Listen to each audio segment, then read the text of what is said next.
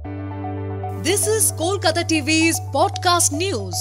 আপনারা শুনছেন পডকা। যুব ভারতীতে পাঞ্জাব বধ, মোহনবাগানের হাতের নাগালে লিগ শিল্ড। আমি পবিত্র শোনাবো বিস্তারিত। মোহনবাগান সমর্থকরা কিন্তু এখন থেকে উৎসব শুরু করতে পারেন। 4 ম্যাচে এখনো 7 পয়েন্ট দরকার, কিন্তু এই পালতোলা নৌকোকে লিগ শিল্ড পাওয়ার রাস্তায় কে ডোবাবে? লিগের শেষের দিকে ওড়িশা, মুম্বাই, গোয়ার মতো শক্তিশালী দলের বিরুদ্ধে খেলা, তবু পরপর 2 বার লিগ শিল্ড জয়ের রেকর্ড যেন অনিবার্য মনে হচ্ছে।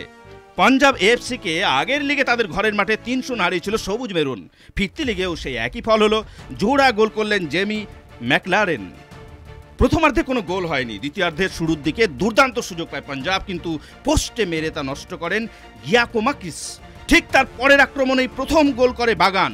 ডান দিক থেকে ক্রস রাখেন দীপেন্দু, বক্সের মধ্যে অনবদ্য নিয়ন্ত্রণ করে 1-0 করে ম্যাকলারেন। এরপর আর ম্যাচে ফিরতে পারেনি পাঞ্জাব। 63 এবং 90 মিনিটের গোলে প্রতিপক্ষের কফিনে শেষ পেরেক দুটো পুঁতে দেয় কলকাতার ক্লাব। 15 ফেব্রুয়ারি কেরল ব্লাস্টার্সের বিরুদ্ধে সবুজ মেরনের পরবর্তী ম্যাচ। মাঝখানে 10 দিনের বিরতি, চোট পাওয়া অনিরুদ্ধ থাপা, সাহাল আব্দুল সামাদরা। আশা করা যায় সুস্থ হয়ে উঠবেন, তবে সেদিন কার সমস্যায় থাকতে পারবেন না স্টুয়ার্ট।